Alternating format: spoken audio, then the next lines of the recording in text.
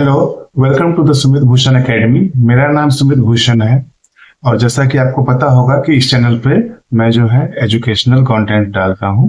तो उसी सीरीज में हम लोग जो है अभी करेंटली क्लास 11th की मैथमेटिक्स की पढ़ाई कर रहे हैं। तो आगे बढ़ते हुए हम लोग आज जिन टॉपिक्स को डिस्कस करेंगे वो है फंक्शन। फंक्शन क्या होता है, एक कोई फंक्शन है तो उसका डोमेन क्या होगा, उसका रेंज क्या होगा, और उसके बाद जब हम लोग ये सारी चीजें सीख लेंगे, कुछ एग्जांपल्स के साथ सीखेंगे ऑफ कोर्स, तो उसके बाद हम लोग ये भी पता करेंगे कि इक्वल फंक्शन क्या होते हैं और इनवर्स ऑफ ए फंक्शन क्या होता है। ठीक है, इतनी चीजें आज वाले सेशन में हम लोग जो है डिस्कस करेंगे। तो चलिए देखते हैं आगे चल के कि कैसे कैसे ये टॉपिक्स हम लोग आगे सीखते हैं। तो देखिए यहाँ मैंने डिफाइन किया हुआ है फंक्शन को। फंक्शन को डिफाइन करने के लिए हमने दो non empty sets capital X and capital Y, इनको हम लोग कंसीडर कर रहे हैं कि let there be two non empty sets capital X and capital Y. Then a relation F. आपको याद होगा कि इसके पहले वाले वीडियो में हम लोगों ने रिलेशन को अच्छे से डिस्क्राइब किया है। यदि आपको समझ में नहीं आता है तो आप इस वीडियो के डिस्क्रिप्शन में भी मैंने जो प्लेलिस्ट बना रखी है जहां मैं सारे वीडियो क्लास 11 के अपलोड कर रहा हूं, उस प्लेलिस्ट पे आप मैं डिस्क्रिप्शन में डाल दूंगा, उस पे आप क्लिक करके सारे वीडियोस को देख सकते हैं और अच्छे से अपनी समझ को और अच्छा कर सकते हैं। खैर आगे बढ़ते हैं। तो relation F from x to Y, relation F from x to Y is a function if domain of F is equal to X. अच्छा, ये क्या चीज हुआ भाई? तो अगर आप पीछे की वीडियो को देखेंगे जहां मैंने रिलेशन को डिस्क्राइब किया है तो वहां डोमेन को भी डिस्क्राइब किया है। बेसिकली बात ये होती है कि अगर दो सेट्स हैं एक्स और वाई, तो दोनों सेट के कुछ कुछ एलिमेंट्स होंगे। ठीक है, अब हम लोग ऐसे ऑर्डर्ड पेयर बनाते हैं जिसमें पहला एलिमेंट जो है वो एक्स का हो और दूसरा एलिमेंट जो है वो वाई का हो। ऐसे सारे ऑर्डर्ड पेयर्स जो होते हैं उनका एक सेट बनता है।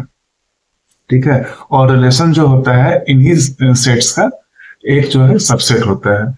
तो डोमेन जो होता है उस रिलेशन का, वो सारे के सारे जो ऑर्डर्ड पेयर्स हैं उनके फर्स्ट कंपोनेंट का सेट होता है, इसको डोमेन बोलते हैं।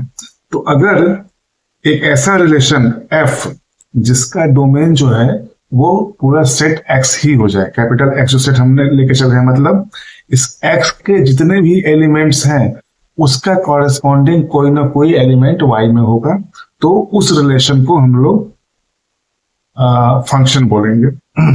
और दूसरी कंडीशन ये है कि no two distinct ordered pairs in F, मतलब एफ में क्या होगा, कुछ ऑर्डर्ड पेयर्स होंगे। ठीक है, तो इसमें से कोई भी दो डिस्टिंक्ट ऑर्डर्ड पेयर्स के जो फर्स्ट कंपोनेंट है, मतलब डोमेन एफ वाला जो भी एलिमेंट है वो रिपीट ना हो रहा हो।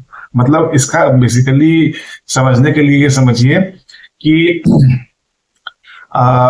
एक्स जो कैपिटल एक्स जो सेट है उसके जितने एलिमेंट्स हैं उसके कॉरेस्पॉन्डिंग एक ही कोई एलिमेंट हो उधर वाई में। ठीक है ना, जो रिलेशन होता है उससे हम लोग डिस्क्राइब करते हैं कि वाई के जो एलिमेंट्स हैं वो एक्स से कैसे रिलेटेड है। तो एक्स के जितने एलिमेंट्स हैं उनके कॉरेस्पॉन्डिंग वाई में कोई एक ही होना चाहिए। ऐसा नहीं हो सकता है कि एक्स में जो एलिमेंट है उसके रिलेशन में वाई के एक से अधिक एलिमेंट है, ये पॉसिबल नहीं है। अगर ये ऐसा हो रहा है तो उस रिलेशन को हम फंक्शन नहीं बोलेंगे, वो बस एक रिलेशन होगा। फंक्शन होने के लिए जरूरी है कि एक्स के जितने भी एलिमेंट्स हैं उनके कॉरेस्पॉन्डिंग वाई में कोई एक ही एलिमेंट हो।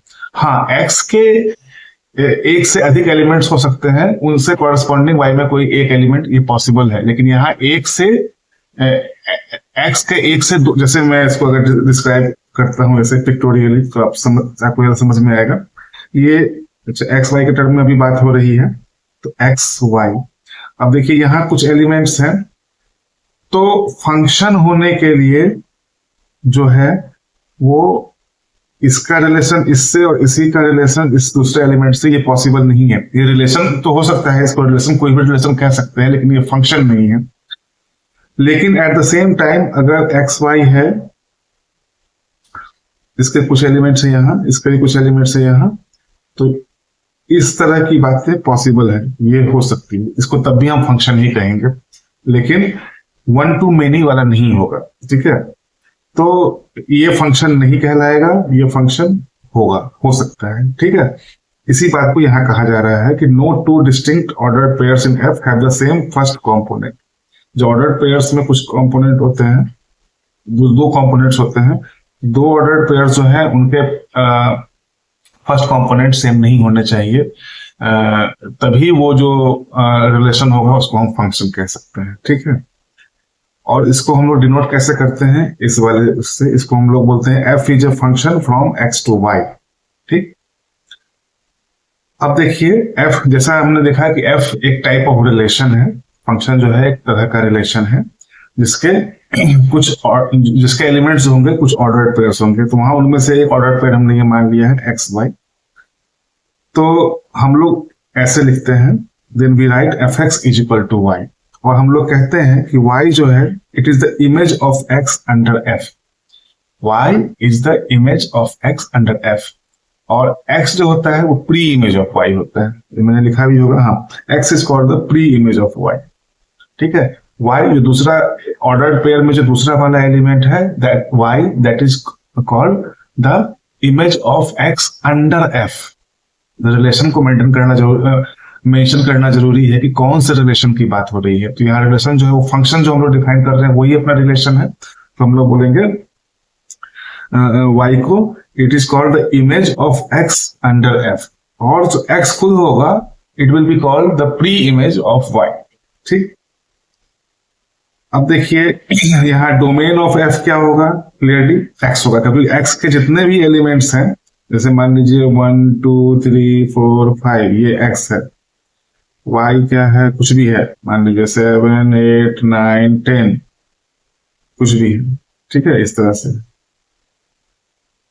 तो 1 के जितने भी एलिमेंट्स हैं उनके कॉरेस्पॉन्डिंग कोई ना कोई यहां होना चाहिए, है ना, तभी उस रिलेशन को हम फंक्शन बोलते हैं। तो आपको पता है कि domain of any function, any relation क्या होता है, जो फर्स्ट जितने एलिमेंट्स बनेंगे उसका जो फर्स्ट कंपोनेंट होगा उसका सेट। तो चूंकि यहाँ फंक्शन में x के सारे एलिमेंट्स को हम लोग कंसिडर कर रहे हैं, तो पूरा का पूरा x जो होगा वही डोमेन हो जाएगा।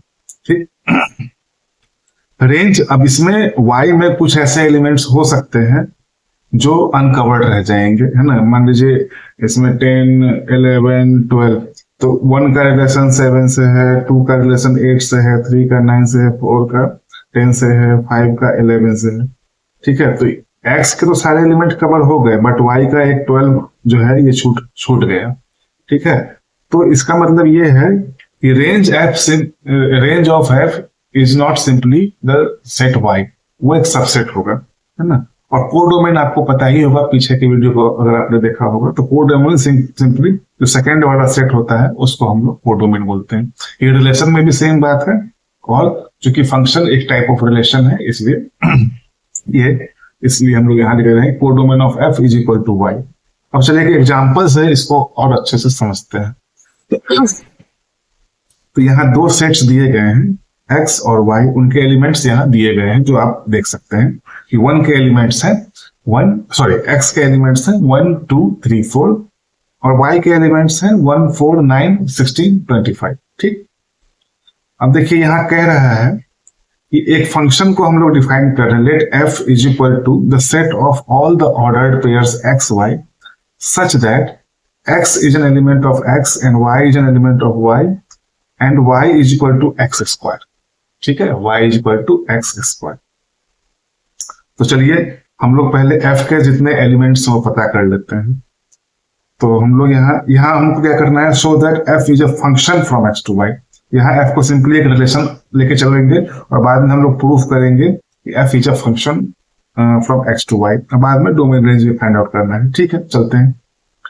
तो चलिए y is equal to x square है हमारा फंक्शन, ये f रिलेशन जो है वो है y is equal to x square. ठीक, चलिए तो x की वैल्यू क्या क्या हो सकती है, 1 2 3 4 5।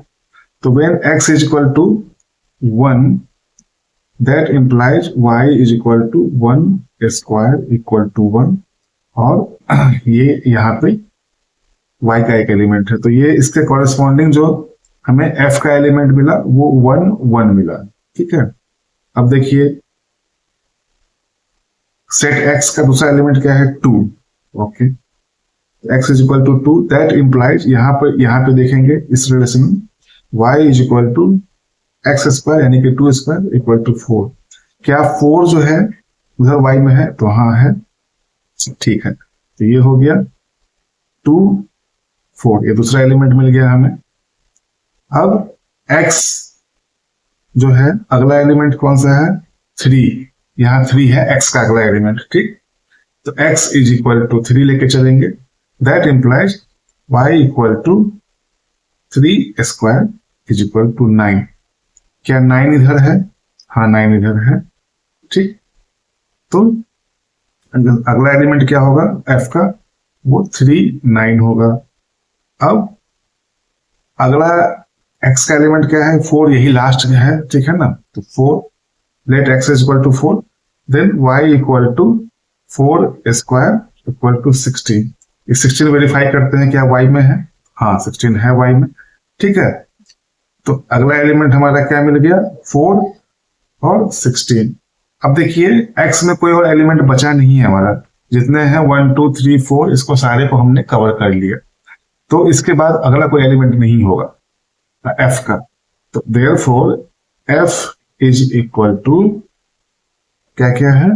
1 1 1 1 2 4 3 9 4 16, ये सारे एलिमेंट्स हो गए। अब देखिए हमें ये प्रूफ, ये हमें f तो मिल गया, अब हमें प्रूफ करना है कि f जो है वो रिलेशन है। रिलेशन होने का क्या कंडीशन था? यहां चलिए ऊपर देखते हैं वापस से।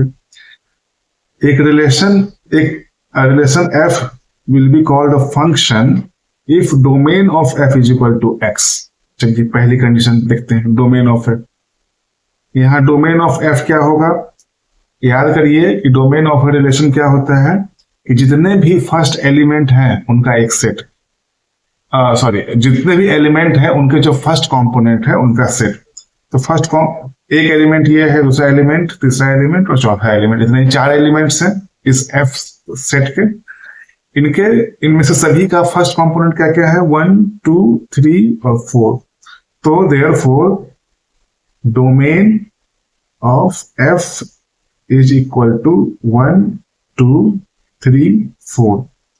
तो अगर ये डोमेन एफ एक्स के बराबर होता है, जो सेट एक्स है उसके बराबर होता है, तो एक कंडीशन सेटिस्फाई होगी कि ये एफ जो है वो एक फंक्शन है। चलिए देखते हैं, ये देखिए एक्स क्या है? 1 2 3 4, तो यहां हो गया इज इक्वल टू एक्स। तो एक कंडीशन हमें फुलफिल हो रहा है कि ये जो है एफ जो है वो एक फंक्शन है। लेकिन दूसरी कंडीशन एक साथ में और भी है कि no two distinct elements of f should have the first common element। Okay, तो जैसे कोई भी एलिमेंट आप उठा के देखिए, इनके सबके जो पहले कंपोनेंट है वो अलग है, रिपीट नहीं हो रहा है। तो दूसरी कंडीशन भी हमारी सेटिस्फाई हो गई। Therefore, f is a function। ठीक है, ये hence proved। ठीक है। अब मान लीजिए इसी क्वेश्चन में हमसे ये पूछता है कि इसको पिक्टोरियल रिप्रेजेंटेशन दे दो, थोड़ी सी और बात समझ में आएगी। तो चलिए पिक्टोरियल रिप्रेजेंटेशन करते हैं। ये क्या क्या एक्स वाई है ना, हाँ, तो एक्स और इधर y। क्या क्या एलिमेंट थे एक्स वाई के? x का था कि थे 1 2 3 4। चलिए यहां लिख लेते हैं 1 2 3 4, यहाँ सबके साथ एक डॉट भी लिख लेते हैं। y के क्या क्या एलिमेंट्स हैं? 1 4 9 16 25। ठीक, चलिए 1 4 9 16 25। ठीक, सबके आगे एक डॉट भी रख लेते हैं, जिससे हम, अब देखिए आपको याद होगा पिक्टोरियल रिप्रेजेंटेशन हमने पीछे वाले वीडियो में भी देखा है, इसलिए मैं बार बार कह रहा हूं कि आप जो है इस वीडियो की भी डिस्क्रिप्शन में जाकर के देख सकते हैं। वहां मैंने प्लेलिस्ट का लिंक लगा दिया हुआ है, उस लिंक पे आप क्लिक करेंगे तो आपको सारे वीडियो जाएंगे, उनमें से ही आपको ये pictorial representation of a relation भी मिल जाएगा। तो इसमें क्या है कि 1 1 को कैसे रिप्रेजेंट करेंगे, ये हो गया 1 1। 2 4 को कैसे रिप्रेजेंट करेंगे, 2 4। 3 9 को कैसे रिप्रेजेंट करेंगे, 3 9। और 4 16 है, तो 4 16 को कैसे रिप्रेजेंट करेंगे, 4 16। तो देखिए यहाँ पे क्या हुआ, आप देखिए कि डोमेन एफ तो आपको पता ही है इक्वल टू एक्स। जो मैं बात पहले कह रहा था कि जो रेंज ऑफ एफ होगा, रेंज एफ जो है, रेंज एफ जो दूसरे जो सेकेंड एलिमेंट्स होते हैं, जितने एलिमेंट होंगे जो सेकेंड कंपोनेंट है, जो इस केस में 1 4 9 और 16 है, उसका एक सेट होता है। देखिए यहाँ 1 4 9 16, तो सॉरी रेंज एफ क्या हो जाएगा, सिंपली 1 4 9 16। तो देखिए यहाँ पे रेंज एफ जो है वो एक सबसेट ऑफ वाई है, ठीक है ना। यहाँ देखिए क्योंकि ये पूरा का पूरा रेंज एफ जो है is not equal to y, it is सब, क्योंकि ये वाला अभी हमारा कवर नहीं हुआ है, इसके कॉरेस्पॉन्डिंग कोई इसका प्री इमेज नहीं है एक्स में, ये पॉसिबल है। लेकिन एक्स के जितने भी एलिमेंट्स होंगे कोई ना कोई इमेज वाई में होना ही चाहिए, तभी वो रिलेशन फंक्शन कहलाएगा। तो आई होप कि आपको ये पॉइंट समझ में आया हो। एक और एग्जांपल से हम लोग और अच्छे से समझने की कोशिश करते हैं, चलिए देखते हैं। अब अगेन यहाँ दो फंक्शन दिए हुए हैं एक्स और वाई। हमको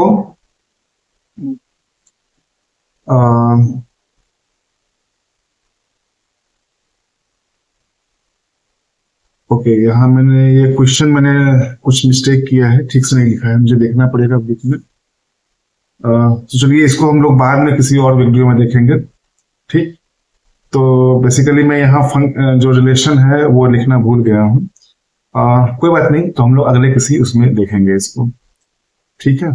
चलिए आगे बढ़ते हैं। इक्वल फंक्शन, तो two functions f and g are said to be equal if तीन कंडीशंस जो है वो फॉलो करनी पड़ेगी। एफ और जी दो फंक्शन है ना, और दो सेट के ऊपर x and y, from x to Y, ठीक है। Let f and g are two functions from x to Y, ठीक है, फ्रॉम एक्स टू वाई।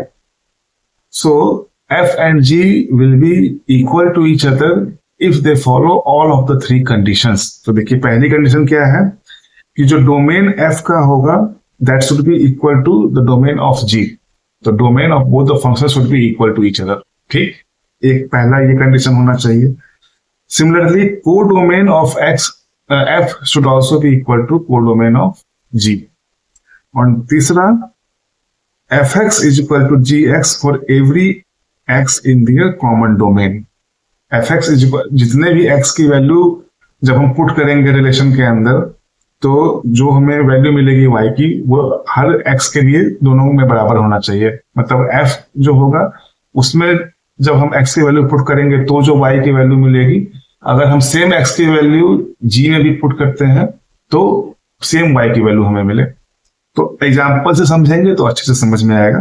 देखेंगे तीनों कंडीशन फुलफिल होना चाहिए। चलिए एग्जाम्पल क्या है, दो सेट दिए गए हैं ए बी, दो फंक्शन दिए गए हैं f x and g x, और हमें प्रूव करना है कि एफ इक्वल टू जी।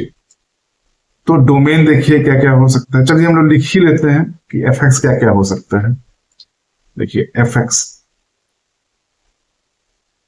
इसको अगर एफ एक्स में क्या है, जब एक्स इज इक्वल टू 1 होगा, एक्स इज इक्वल टू 1 होगा तो वाई इज इक्वल टू क्या होगा, 3x, 3 इंटू 1 मतलब 3, ठीक। और जब x इक्वल टू 2 होगा, जब x इज इक्वल टू 2 होगा तो y इज इक्वल टू क्या होगा, 3 इंटू 2 तो 6, 2 6, ठीक है, ये एफ एक्स होगा। जी एक्स क्या होगा, इसको मैं थोड़ा डिटेल में समझा देता हूँ ताकि शायद आप यहाँ कंफ्यूज हुए होंगे इस वाले में, तो इसको कर ही लेते हैं एक एक करके। तो चलिए gx के हम लोग एलिमेंट्स निकालते हैं।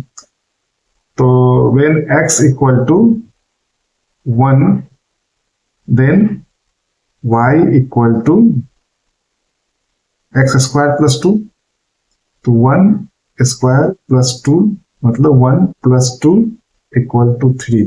तो इसके कॉरेस्पॉन्डिंग एलिमेंट क्या मिल गया हमें 1 3। वेन x इक्वल टू दूसरा कौन सा है 2, then y equal to 2 square plus 2 is equal to 4 plus 2 equal to 6। तो इसके कॉरेस्पॉन्डिंग कौन सा एलिमेंट मिल गया 2 6। Therefore gx is 1 3 और 2 6। ठीक है, ये हमने fx और gx फाइंड आउट कर लिए। अब देखिए कंडीशन क्या क्या थी, domain of f should be equal to domain of g। देखते हैं डोमेन ऑफ f क्या है, ठीक से नहीं लिखा मैंने। हाँ, डोमेन ऑफ f क्या है, जितने एलिमेंट्स होंगे उनके पहले कंपोनेंट का सेट, तो 1 और 2। डोमेन ऑफ g क्या है, जितने भी एलिमेंट्स होंगे उनके पहले कंपोनेंट का सेट, तो यहां भी 1 और 2 ही है। देखिए domain f is equal to domain g, पहली कंडीशन तो हमारी सेटिस्फाई हो गई। अब था codomain of f should also be equal to codomain of g।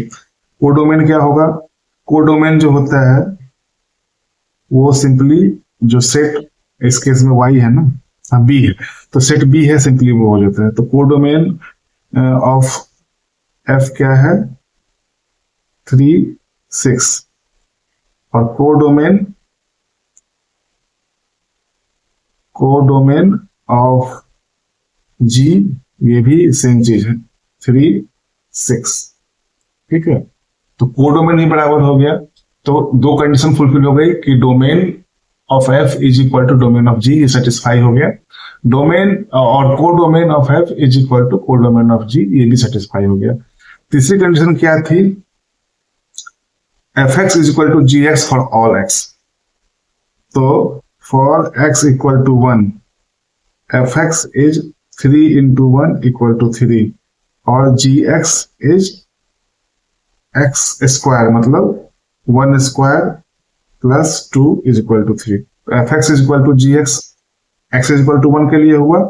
अब x इज इक्वल टू 2 है, इसको देखें, when x is equal to 2 तो fx क्या हो जाएगा 3 into 2 इक्वल टू 6, और gx क्या हो जाएगा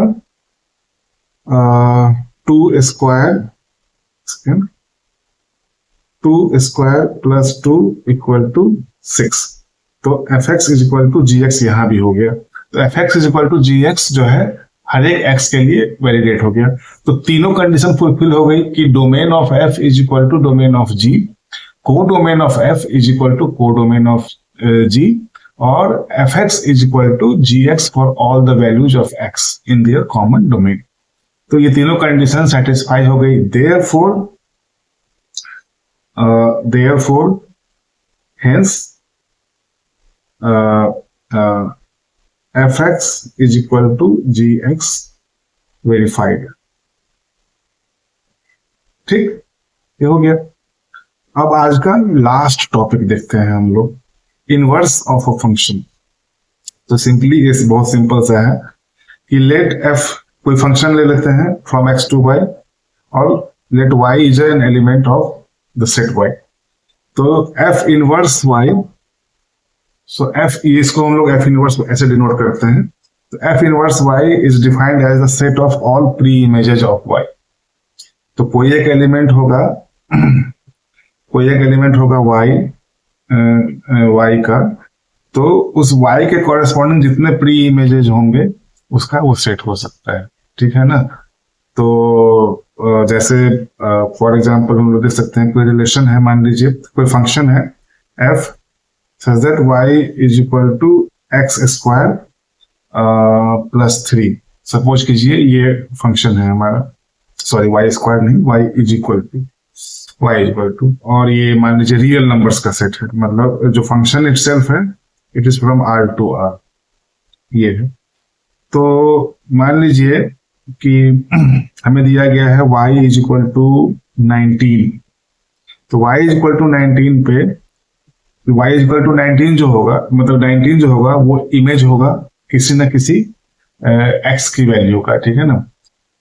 तो और जो कॉरेस्पॉन्डिंग x जो होगा वो प्री इमेज होगा, और जो इनवर्स होता है वो प्री इमेज का सेट होता है। तो when y is equal to 19 then x square, so y is equal to x square plus 3 में इसको पुट करेंगे, that implies 19 equal to x square plus 3, that implies x square is equal to 16, that implies x is equal to plus minus 4। अब देखिए plus 4 भी और minus 4 भी दोनों real numbers हैं, तो दोनों यहाँ पे वैलिड है, ठीक है ना। तो जो f इनवर्स ऑफ 19 है, इट इज अ सेट, तो प्लस 4 भी और माइनस 4 भी दोनों जो है वो प्री इमेज है 19 के, तो ये f इनवर्स हो गया ये हमारा यहाँ पे, ठीक है। तो इस प्रकार से आज हमने जो है फंक्शन को इंट्रोड्यूस किया, उसको समझा कि उसका डोमेन क्या होता है, रेंज क्या होता है, फंक्शन खुद क्या होता है, हाँ, और कैसे वो जो कॉमन रिलेशन जो हमने पढ़ा है उससे, तो उसी का एक टाइप है, थोड़ा बहुत अलग है उससे। एक सर्टेन कंडीशन में एक रिलेशन को हम फंक्शन बोलते हैं। हमने देखा कि इक्वल सेट्स क्या होते हैं, हमने देखा कि इक्वल सेट किन किन कोई इक्वल फंक्शन, दो फंक्शन को किन किन क्राइटेरिया को फुलफिल करना पड़ेगा तब वो दोनों फंक्शन एक दूसरे के इक्वल होंगे, ये हमने देखा। फिर लास्ट में हमने देखा कि इनवर्स ऑफ अ फंक्शन क्या होता है। तो आई होप कि आपको आज जो हमने टॉपिक्स जो भी डिस्कस किए हैं वो सारे आपको अच्छे से समझ में आए होंगे। एक एग्जाम्पल यहाँ जरूर रह गया है जिसको मैं प्रॉपर्ली नोट डाउन नहीं कर पाया था। मैं फ्यूचर में किसी वीडियो में मैं प्लान कर भी रहा हूँ ऐसे कि मैं एक अलग से वीडियो सीरीज लेकर के आऊँ जिसमें मैं सिर्फ प्रॉब्लम्स को ही सॉल्व करूंगा। तो वो भी बहुत जल्दी मैं अपलोड करना शुरू करूंगा। उसके लिए मैं एक अलग से प्लेलिस्ट बनाऊंगा, वो मैं आपको इन्फॉर्म कर दूंगा जब मैं वो सीरीज भी डालना शुरू करूंगा। तो मैं कभी ना कभी उसको जरूर कवर करूंगा। अभी के लिए आप उसको रहने दीजिए। बाकी आपको कंसेप्ट, दूसरा एग्जाम्पल हमने किया ही है, तो आई होप कि आपको कंसेप्ट जो है वो समझ में आया होगा। यदि आपको चीजें समझ में आ रही है, आपको आपके लाइफ में कुछ वैल्यू एडिशन हो रहा है, तो प्लीज इस वीडियो को लाइक कीजिए, चैनल को सब्सक्राइब कर लीजिए, ताकि जब भी मैं नेक्स्ट लेक्चर वीडियो डालूं तो आपको नोटिफिकेशन जरूर आए। और अपने कमेंट्स भी जरूर डालिए, कोई आपको डाउट हो तो आप कमेंट्स में जरूर लिखिए, और कोई डाउट नहीं हो तो भी लिखिए, अपने सुझाव दीजिए कि कैसे इन लेक्चर्स को और अच्छा किया जा सकता है। मेरी तरफ से आपको हमेशा की तरह बहुत सारी शुभकामनाएं हैं कि आप अपने एग्जाम्स में, अपने लाइफ में जब मैथमेटिक्स की स्टडी आप कर रहे हैं या कोई सी भी स्टडी कर रहे हैं तो उसमें आप बहुत सारा आपको सक्सेस मिले। अगर आप स्टूडेंट हैं जो एग्जाम देना चाह रहे हैं तो आपको अपने एग्जाम में बहुत सारा सक्सेस वहां भी मिले, आपके करियर में सक्सेस मिले।